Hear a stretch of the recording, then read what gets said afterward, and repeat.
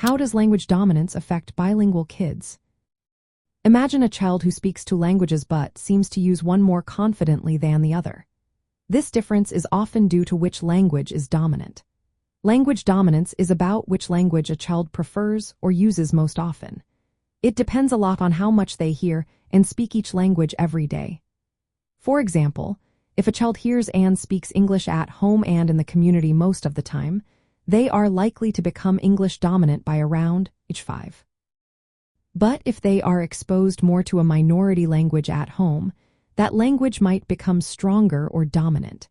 Sometimes, children have balanced exposure but still show dominance in one language because of how often they use or value it. It is important to know that being dominant in a language does not mean a child is equally skilled in both languages. A child might be dominant in one language but still understand or speak some words in the other. Some children are balanced bilinguals, meaning they have strong skills in both languages. Others might show clear dominance in one language but still know a lot of the other. Speech pathologists need to assess each language separately. This helps them understand a child's full communication skills and avoid confusing language differences with speech problems. Language dominance influences how children reach typical communication milestones. For example, a child who is dominant in one language will usually have a larger vocabulary and more fluent speech in that language. The non-dominant language might develop more slowly or be used mainly for understanding rather than speaking. Sometimes, children become receptive bilinguals. That means they understand a language well but speak it less or not at all because they do not use it as much. For speech pathologists working with bilingual children, knowing which language is dominant helps in making accurate assessments. It also guides interventions to support both languages.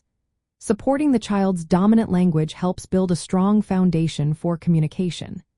At the same time, encouraging the non-dominant language through activities and interactions can help balance their skills.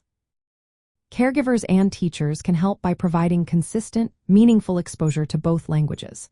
This means talking, reading, and playing in both languages regularly. Remember, a child's language dominance can change over time as their environment and use of each language shift. It is important not to assume that dominance in one language means a lack of ability in the other.